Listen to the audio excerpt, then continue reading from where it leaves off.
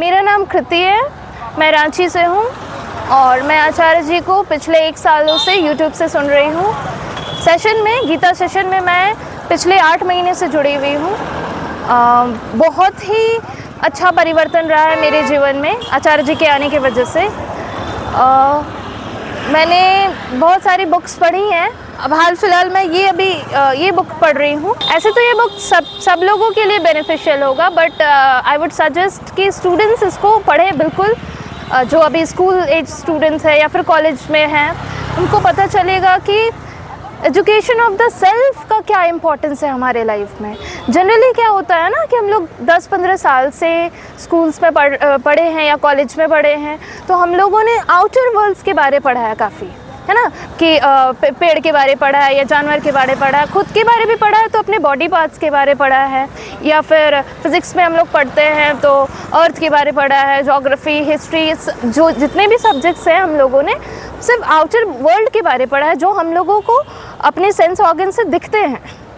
But we never read about ourselves कि how we functions, कि हमारे इमोशंस कैसे फंक्शन करते हैं, हम ये जो एंगर इश्यूज़ होते हैं या और भी जितने इमोशंस हैं हमारे, anger, love, lust and all, ये सब कहाँ से आते हैं।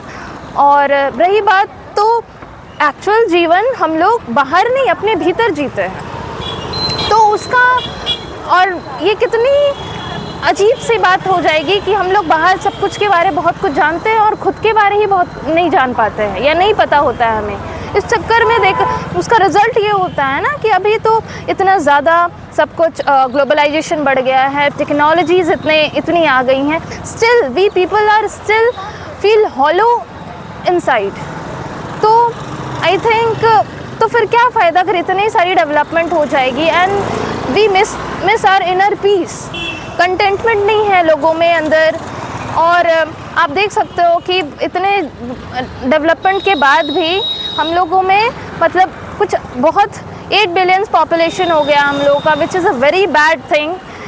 कितने स्पीसीज़ एक्सटिंक्ट हो गए हैं और भी इतने तरह के क्राइम्स बढ़ गए हैं, जबकि हम लोग अब तो और एजुकेटेड हो गए हैं और वेल फंक्शन सब कुछ हो गया है, टेक्नोलॉजी इतनी आ गई है।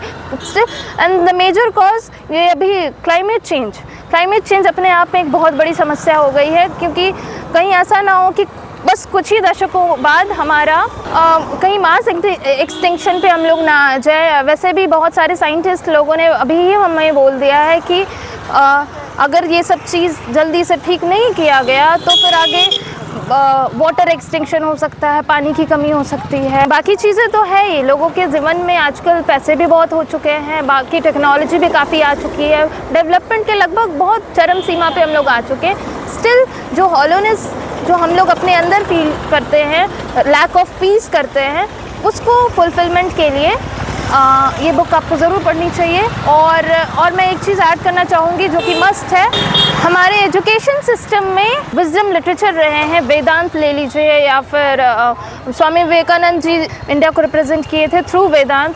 तो I think that should be compulsory, और that the teaching from Vedanta should be compulsory in our schools and colleges as well, so that our educations can have more impact, better impact in our lives, which can lead to a great change in our lives. Thank you.